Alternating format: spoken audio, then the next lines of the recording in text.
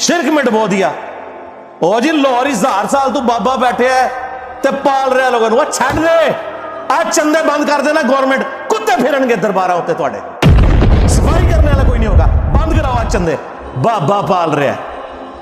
تواڈے چندے تے پلدے نے تے تسی کہتے ہو بابا پال رہا ہے. شرم کی کوئی انتہا ہوتی ہے.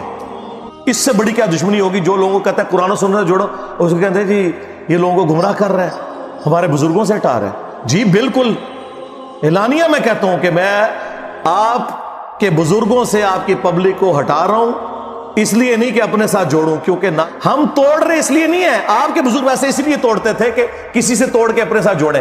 اصل میں نا انہوں نے یہی جرم کیا, یہ سمجھتے ہیں دوسرے بھی یہی کچھ کرتے ہیں. بندہ خود چور ہے نا, دوسرے کو ہی سمجھتا ہے.